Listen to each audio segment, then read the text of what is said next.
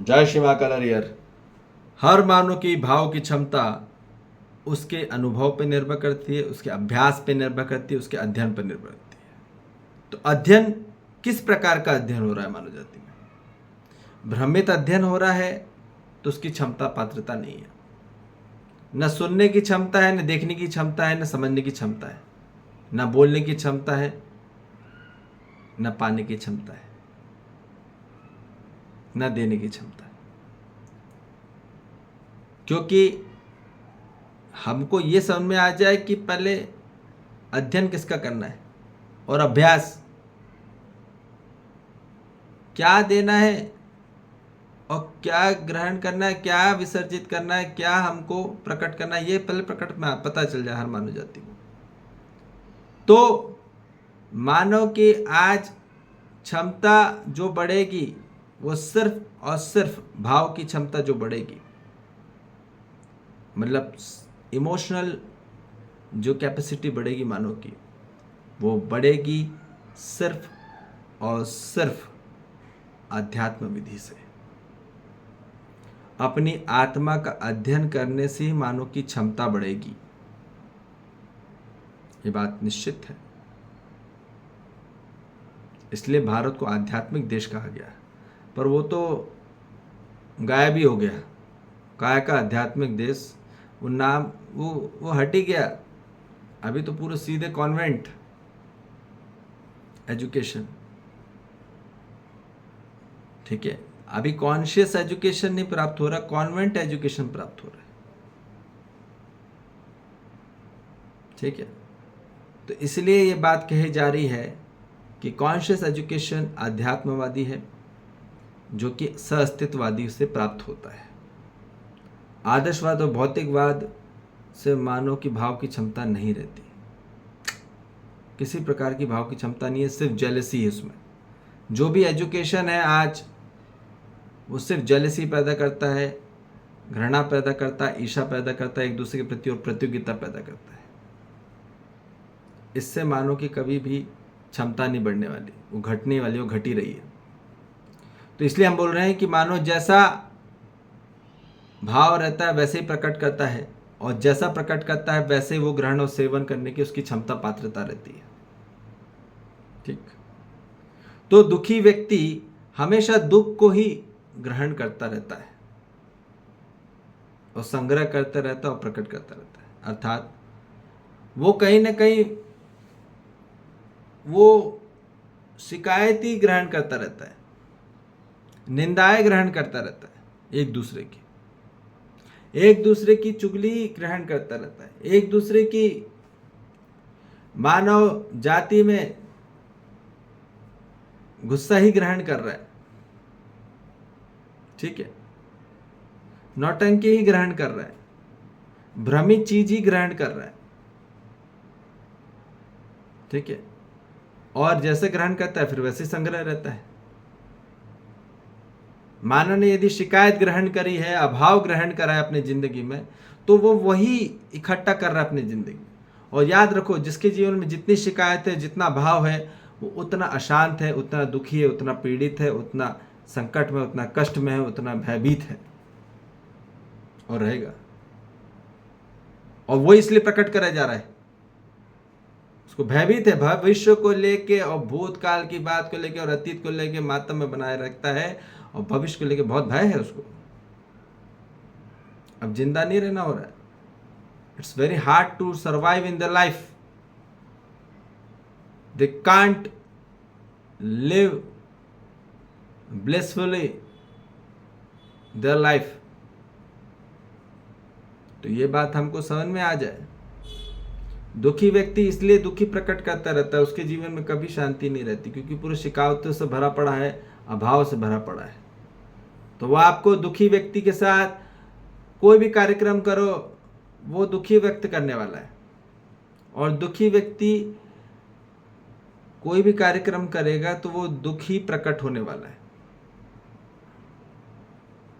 दुखी होके जो भी कार्यक्रम करेगा, वो एट द एंड जो भी कंक्लूजन आएगा, जो भी रिजल्ट आएगा, वो कंप्लीट नहीं होता, वो अधूरा ही रहेगा। भले आप कितने भी सक्सेसफुल बन गए, 99.9% आ गया आपका जीवन में, तो भी दुखी रहेगा। मानो कितना 100 में से 99.9% भी आ जाए, 100% भी आए, तो भी वो दुखी रहने वाला है, 100%। उसको एक बूंद भी घड़ा नहीं भरने वाला। अब वो भले ही अपने एग्जामिनेशन को लेके हो, या फिर एग्जाम कोई भी सक्सेस को लेके हो, कोई भी सफलता प्राप्त कर ले, 100% सफलता प्राप्त कर ले। 100 क्या, 1000 गुना क्या, 1,00,000 गुना क्या, 10 करोड़ गुना क्या, परंतु हमको ये बात समझ में आ जाए कि दुखी व्यक्ति के पास वो नहीं होता जो हर मानव जाति को चाहिए। जो उसकी भाव की क्षमता बढ़े उसके पास नहीं है, बल्कि भाव की क्षमता तो खुद की उसकी कमी हो रही है। इसलिए अब दुखी से उठ के हमको आना होगा, अपग्रेड होना होगा, अपने जीवन में वृद्धि करनी होगी, अपने जीवन में उन्नति करनी होगी और प्रगति होगी। फिर मानो कभी आता है, फिर कभी खुशी कभी गम की तरफ पहुंचता है। ठीक है, अज्ञानी व्यक्ति दुखी रहता है, विज्ञानी व्यक्ति कभी खुशी कभी गम बनाता है। ठीक है, तो वो कभी इसलिए हैप्पी डे बना लेगा, फिर कभी सैड डे बना लेगा, कभी खुशी कभी गम। ये क्या है, उसका कहीं भरोसा ही नहीं है। कभी भी खुशी हो जाता है, कभी भी गम हो जाता है ना। घर का कोई ठिकाना नहीं, घर का ना घाट का। तो इसलिए कभी भी कुछ भी ग्रहण करता है, वो कुछ भी संग्रह करता रहता है और कुछ भी प्रकट करता रहता है। अभी कुछ भी उसका अता पता ही नहीं है जीवन में,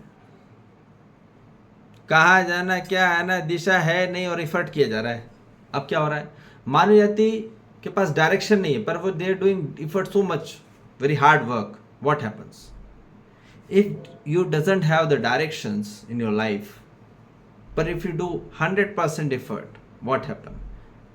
If you're doing 100% effort in the wrong direction, what will be the conclusion? At the end, nothing in your hand, क्योंकि दिशा ही गड़बड़ है। मानो कि यदि दिशा ही गड़बड़ है और पूरी अपनी लगाया जा रहा है, एफर्ट लगाया जा रहा है, तो क्या होगा, वो पहुंच के भी नहीं पहुंचा कुछ भी, क्योंकि दिशा ही गड़बड़ है। जाना था जापान, पहुंच गया चीन, अब करो क्या। तो इसलिए बात हमको ये क्लैरिटी में बात, स्पष्टता में बात चल जाए कि इसलिए जो कभी खुशी विज्ञानी वाले लोग हैं, उनको लगता तो है कि वो सफल हो गए, सुविधा में हो गए, अधिकारी में हो गए, एट द एंड हाथ में कुछ नहीं आया, क्योंकि वो हाथ में आने वाली चीज़ ही नहीं है। वो अकल में आने वाली चीज़ है, वो समझ में आने वाली चीज़ है, वो बुद्धि में आने वाली चीज़ है, इंटेलिजेंस में आने वाली चीज़ है। वो पकड़ने कोई रूप गुण का कार्यक्रम ही नहीं है ये। तो याद रखिए, रूप गुण तक सिर्फ विज्ञानी तक पहुंच सकता है। ज्ञानी ही, परम ज्ञानी ही स्वभाव और धर्म तक पहुंच पाता है। तो हर मानव को रूप गुण स्वभाव धर्म तो चाहिए, पर हम रूप गुण में ही अटके रहते हैं। हम किसी को रूप से ही जानते हैं या गुण से ही जानते हैं, बस, इससे ज़्यादा नहीं, है ना, उसके शेप एंड प्रॉपर्टीज से। पर उसके हम बिहेवियर से और उसके जो एक्चुअली जो धर्म है, मानव जाति क्या है धर्म, उससे हम कनेक्ट होते हैं, उसके स्वभाव से कनेक्ट होते हैं। स्वभाव मतलब उसमें जो धीरता रहती है, उसमें वीरता रहती है, करुणा रहती है, उदारता रहती है, ठीक है ना, और उसमें दया कृपा रहती है, और यही चाहिए होता है हर मानव जाति। तो सुखी व्यक्ति स्वभाव से संपन्न रहता है, धर्म से संपन्न रहता है। स्वभाव से संपन्न अर्थात हमने जो अभी बता दिया, धीरता, वीरता, उदारता और दया कृपा करुणा से संपन्न रहता है। और वो दूसरे धर्म से संपन्न रहता है, उसके जीवन में सुख रहता है, उसमें शांति रहती है, उसमें संतोष रहता है, उसमें आनंद रहता है, और यही चाहिए पूर्ण मानव जाति को। तो सुखी व्यक्ति सुखी ग्रहण करता है, समृद्ध होता है, और उपकार करता है सुखी होके ही कार्यक्रम करता है। और यही प्रयोजन है हर मानव जाति का,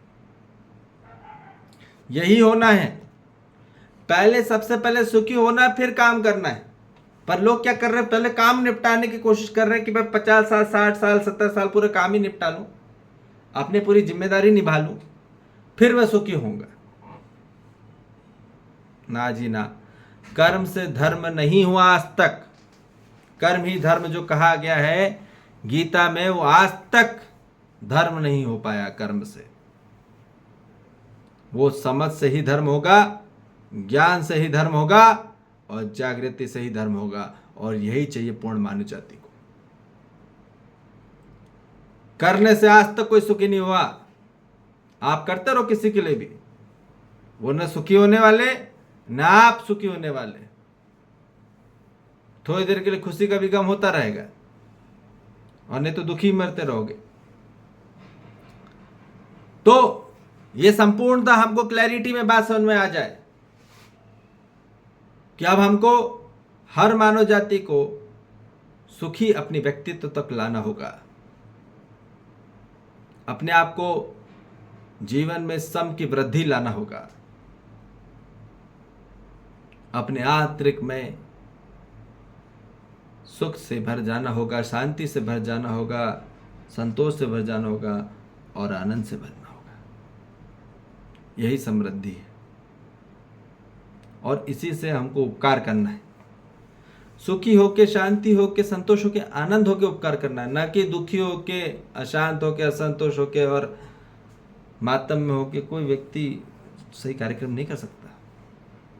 ठीक है, इसलिए अब हर मानव जाति को अपना सुखी व्यक्तित्व की तरफ बढ़ना होगा और जागृति की तरफ में बढ़ना होगा।